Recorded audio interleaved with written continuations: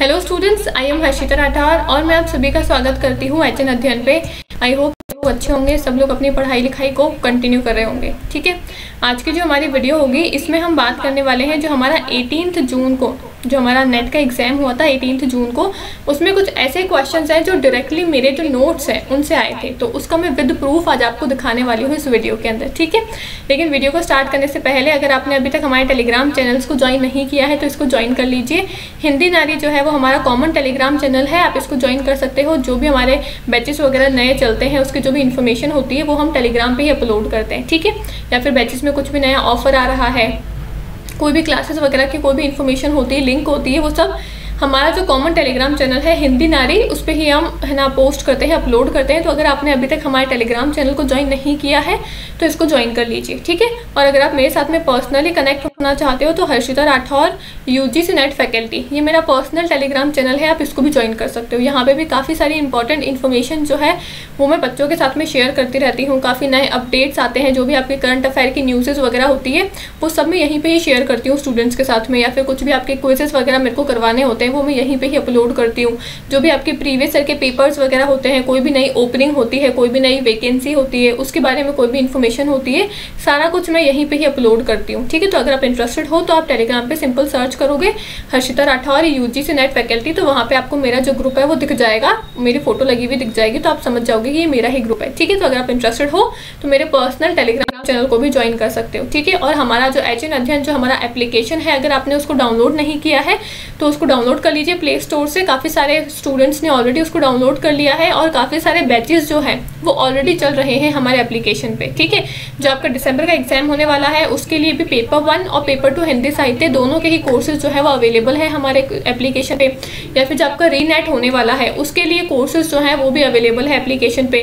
Test series भी available है application के ऊपर। या फिर हिंदी साहित्य की जो अंतिमा मैम की जो बुकलेट है जहाँ पे वो अपने नोट्स देती है ना, वो भी आपके सॉफ्ट कॉपी और हार्ड कॉपी दोनों में ही अवेलेबल है। तो आप एप्लीकेशन से है ना उसको भी एक्सेस कर सकते हो, एप्लीकेशन से आप उसको भी परचेज कर सकते हो। ठीक है, सभी का प्राइस जो है वो काफ़ी मिनिमम से मिनिमम रखा गया है, लेकिन अगर आपको और डिस्काउंट चाहिए तो आप वहाँ पे HR मेरा कूपन कोड है, आप इसको यूज़ कर सकते हो। ठीक है, जब भी आप बैच लोगे तो आपको याद रखना है HR जो है वो मेरा कूपन कोड है, इसको यूज़ करोगे तो आपको और डिस्काउंट मिल जाएगा। वैसे तो प्राइस काफ़ी कम है, लेकिन उस कम प्राइस में भी अगर आपको और डिस्काउंट चाहिए तो HR मेरा कूपन कोड है, इसको यूज़ करोगे तो आपको और डिस्काउंट मिल जाएगा। ठीक है, तो ये इंट्रोडक्शन था, आई होप आपको समझ में आ गया होगा। ठीक है, अब हम शुरू करते हैं हमारी आज की वीडियो जो रहने वाली है जो हमारा 18 जून को जो सेकेंड शिफ्ट में हमारा नेट का एग्जाम हुआ था उसमें आपका एक क्वेश्चन आया था जिसका नंबर है क्वेश्चन नंबर 27। अगर किसी ने सेकंड शिफ्ट में एग्जाम दिया है तो वो 27 वाला जो क्वेश्चन है आपका उसको चेक भी कर सकते हो, यही सेम क्वेश्चन है। ठीक है, अब वो सबसे पहले हम देखते हैं कि वो क्वेश्चन क्या कह रहा है और किस तरीके से मैं बोल रही हूँ कि भाई मेरे नोट से डायरेक्टली ये क्वेश्चन बन के आया है, या फिर अगर आपने मेरे नोट्स को पढ़े हैं, मेरी क्लासेस लिए, तो डायरेक्टली आप आसानी से इसका आंसर जो है वो दे सकते थे। ठीक है, तो पहले हम क्वेश्चन को समझते हैं, क्वेश्चन क्या बोल रहा है। सबसे पहले क्वेश्चन ये बोलता है कि which of the following statement are correct as per classical Indian school of logic Nyaya, यानी कि भारतीय शास्त्रीय न्याय मत के अनुसार निम्नलिखित में से कौन सा कथन सही है। जो हमारा न्याय सिलोजिज्म है, जो हमारा इंडियन लॉजिक जिसको हम कहते हैं, उसके अकॉर्डिंग 4 कथन दिए हुए हैं। अब हमको बताना है कि जो हमारा है ना भारतीय शास्त्रीय न्याय जो है, यानी कि जो हमारा न्याय सिलोजिज्म जो है, इंडियन लॉजिक जिसको हम कहते हैं, उसके अनुसार इन चारों में से कौन से कथन जो है वो सही है वो आपको बताना है। ठीक है, अब पहला कथन क्या बोला है, न्याय सिलोजिज्म हैज 3 प्रपोजिशन, यानी कि न्याय वाक्य में 3 प्रतिज्ञप्तियां होती है। ठीक है, दूसरा कथन क्या बोला है, न्याय सिलोजिज्म हैज 5 प्रपोजिशन, की न्याय वाक्य में 5 प्रतिज्ञप्तियां होती है।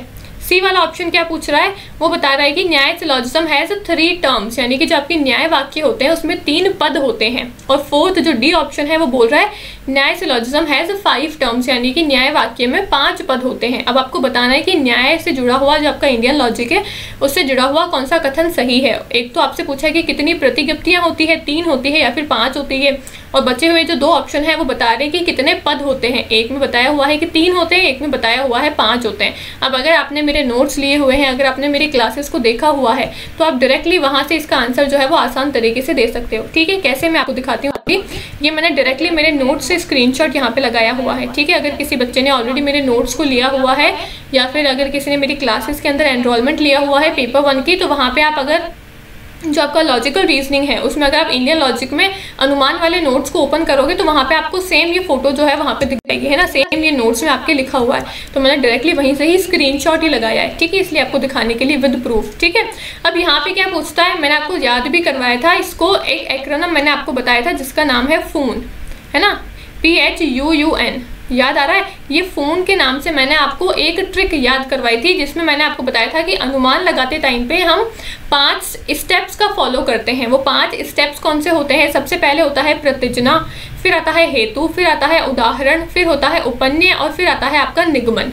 बस यही 5 आपके स्टेप्स होते हैं जिसको 5 प्रपोजिशन कहा गया है इंडियन लॉजिक में। तो हमसे यही पूछा था कि इंडियन लॉजिक जो है आपका न्याय सिलोजिज्म जो है उसमें कितनी प्रतिज्ञप्तियां यानी कि कितनी प्रपोजिशंस होती है। तो 5 प्रपोजिशन होती है, आप उसको PHUUN फून, है ना, फून के एक्रोनिम से भी याद रख सकते हो।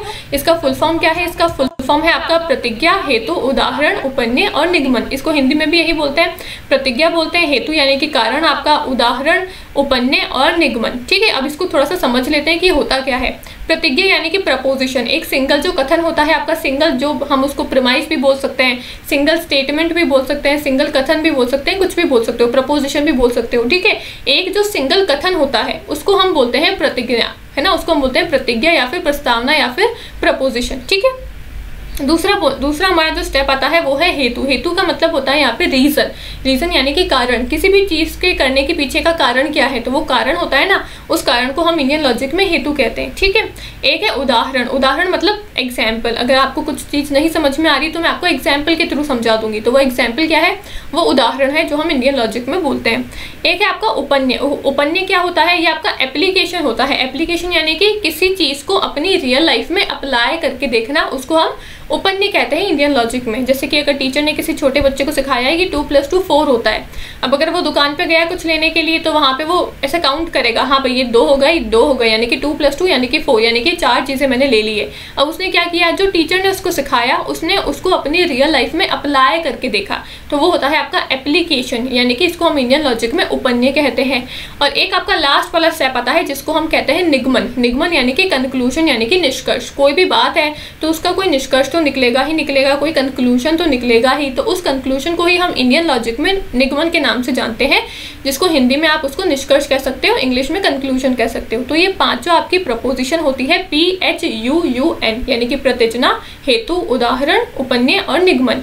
बस यही आपसे पूछा था, है ना। अगर हम चलते हैं वापस से क्वेश्चन की तरफ, तो क्वेश्चन क्या पूछ रहा था आपसे? क्वेश्चन में यही पूछा था कि कितनी प्रपोजिशन होती है ना। यहीं पे ये पूछा है, ए ऑप्शन बोलता है कि न्याय सिलोजिज्म हैज 3 प्रपोजिशन यानी कि, है ना, 3 प्रतिज्ञप्तियां होती है। बी ऑप्शन बोल रहा है कि न्याय वाक्य में 5 प्रतिज्ञप्तियां होती है। अभी हमने देखी कितनी थी? 5 थी, PHUUN फून, है ना। तो यानी कि बी ऑप्शन जो है वो आपका करेक्ट है, ए ऑप्शन जो है वो आपका फॉल्स है, ठीक है। अब अगले 2 ऑप्शन क्या पूछ रहे हैं? सी ऑप्शन और डी ऑप्शन क्या बोल रहा है? सी वाला ऑप्शन बोलता है कि न्याय वाक्य में 3 पद यानी कि 3 टर्म्स होती है, और डी ऑप्शन बोलता है कि 5 टर्म्स होती है। अब इनको भी देख लेते हैं। ये भी डायरेक्ट मैंने अपने नोट से यहाँ पे स्क्रीनशॉट लगाया है, ठीक है। यहाँ पे मैंने आपको बताया हुआ है कि जो आपका इंडियन लॉजिक और जो आपका वेस्टर्न लॉजिक होता है उसमें 3 टर्म्स ही होती है। वेस्टर्न लॉजिक में भी हम जो इंडियन लॉजिक पूरा चैप्टर पढ़ते हैं ना, वो 2 भागों में डिवाइडेड है। एक हमको पढ़ना होता है वेस्टर्न लॉजिक, एक हमको पढ़ना होता है इंडियन लॉजिक। तो वेस्टर्न लॉजिक में भी हमारी 3 ही टर्म्स होती है, 3 ही पद होते हैं। इंडियन लॉजिक में भी हमारे 3 ही पद होते हैं, 3 ही टर्म्स होती है, बस नाम उनका अलग अलग है ना। वेस्टर्न लॉजिक में जो हमारी 3 टर्म्स होती है उनको हम बोलते हैं माइनर टर्म, मिडिल टर्म और मेजर टर्म। आई होप आपने अगर लॉजिकल रीजनिंग पढ़ा है तो आपने ये तीनों टर्म्स के बारे में पढ़ा होगा कि ये तीनों टर्म्स क्या होती है। और इसका ही नाम बदल के रख दिया गया है इंडियन लॉजिक में पक्ष, हेतु और साध्य। तो यही सेम वही 3 टर्म्स है, major term, minor term, middle term, बस नाम बदल के रख दिया गया है साध्य, पक्ष और हेतु, ठीक है। तो यही 3 टर्म्स होती है आपकी इंडियन लॉजिक में। और क्वेश्चन क्या पूछ रहा था कि कितनी पद होती है, तो सी वाला कथन बोलता है कि आपकी 3 पद होती है यानी कि 3 टर्म्स होती है, और डी वाला कथन बोल रहा था कि आपकी 5 टर्म्स यानी कि 5 पद होते हैं। तो अभी हमने 5 तो देखा नहीं है, हमने 3 ही देखा है, साध्य, पक्ष, हेतु, major term, middle term, minor term. तो डी ऑप्शन रॉन्ग हो जाएगा, सी ऑप्शन आपका करेक्ट हो जाएगा, यानी कि इसका करेक्ट आंसर होता है आपका ऑप्शन नंबर बी, बी और सी यानी कि सेकंड ऑप्शन जो है वो इसका करेक्ट आंसर होता। न्याय वाक्य में आपकी 5 प्रतिज्ञप्तियां होती है, 5 प्रपोजिशन होती है और आपके 3 पद होते हैं। ठीक है, तो ये सेकंड ऑप्शन जो है वो इसका करेक्ट आंसर है। तो इस तरीके से अगर आपने मेरे नोट्स भी लिए होते या फिर अगर आपने क्लासेस देखी होती तो वहां तो मैंने सब कुछ अच्छे से पढ़ाया भी हुआ है ना। लेकिन अगर आपने क्लासेस ना लेकर सिर्फ नोट्स ही लिए होते तो भी आप अगर नोट्स को भी पढ़ते तो आपका डायरेक्टली नोट से भी काफी सारे क्वेश्चन जो है वो आपके इजीली है ना करेक्ट हो जाते। ठीक है, तो यहाँ पे मैंने समरी भी लगाई हुई है। अब अगर दोबारा से ये क्वेश्चन आता है कि कितनी प्रतिज्ञप्तियां यानी कि कितनी प्रपोजिशंस होती है और कितनी टर्म्स होती है, तो आई होप अब आप लोग इसको रॉन्ग नहीं करोगे। ठीक है, एक बार फिर से रिविजन करवा देती हूँ। 3 तो टर्म्स होती है, इंडियन लॉजिक में भी और वेस्टर्न लॉजिक में भी, बस नाम अलग अलग है। वेस्टर्न में बोलते हैं उसको मेजर टर्म, मिडिल टर्म और माइनर टर्म के नाम से। इंडियन लॉजिक में उसी को ही बोलते हैं साध्य, हेतु और पक्ष के नाम से। मेजर टर्म को हम बोलते हैं साध्य, मिडिल टर्म को बोलते हैं हेतु। अभी हमने पढ़ा था ना, हेतु यानी कि रीजन, कारण, वही सेम हेतु है। ठीक है, और माइनर टर्म को बोलते हैं पक्ष। ये 3 पद होते हैं आपके इंडियन लॉजिक में। 5 आपकी प्रपोजिशन यानी कि प्रतिज्ञप्तियां होती है, जिसको हम बोलते हैं प्रतिज्ञा, हेतु, उदाहरण, उपन्य और निगमन। ठीक है, हिंदी में भी यही नाम है, बस इंग्लिश में आप इसको याद रख सकते हो। प्रतिज्ञा यानी कि प्रपोजिशन, हेतु यानी कि रीजन, उदाहरण यानी कि एग्जाम्पल, उपन्य यानी कि एप्लीकेशन, निगमन यानी कि कंक्लूजन यानी कि आपका निष्कर्ष। ठीक है, तो ये 5 आपकी होती है प्रतिज्ञप्तियां और 3 आपकी होती है टर्म्स। ठीक है, तो बस यही छोटी सी हमारी आज की क्लास थी, जहाँ पे मेरे को आपको बताना था कि अगर आपने मेरे नोट्स या फिर क्लासेस वगैरह अच्छे से पढ़ी है तो सिर्फ क्लासेस को पढ़ने से, नोट्स को देखने से भी काफ़ी ज़्यादा चांसेस बढ़ जाते हैं आपके एग्जाम को क्लियर करने के लिए। ठीक है, ज़रूरी नहीं कि सब चीज़ों के लिए आप किताबें ही पढ़ो, क्योंकि जो हमारे क्लासेस में जो नोट्स वगैरह दिए जाते हैं, जो भी मैं क्लासेस में कवर करवाती हूँ, वो बुक्स के अकॉर्डिंग ही कवर करवाती हूँ। तो सब कुछ किताबों से पढ़ने की बजाय अगर आप क्लासेस या नोट्स से भी पढ़ोगे ना, तो भी बहुत आसान तरीके से एक तो आपको चीज़ें समझ में आ जाएगी, और दूसरी बात मैंने आपको विद प्रूफ दिखा ही दिया है कि नोट्स से भी डायरेक्टली क्वेश्चन जो है वो एग्जाम में बनते हैं। ठीक है, तो बस यही आज की हमारी क्लास थी। आई होप आपको क्लास जो है वो अच्छी लगी होगी, और जो भी मैंने आपको क्वेश्चन बताया है वो क्वेश्चन आपको समझ में भी आ गया होगा। अब अगर दोबारा से सेम तरीके का क्वेश्चन आता है तो अब आई होप आप गलत नहीं करोगे इसको। ठीक है, तो बस यही हमारी आज की क्लास थी। Thank you.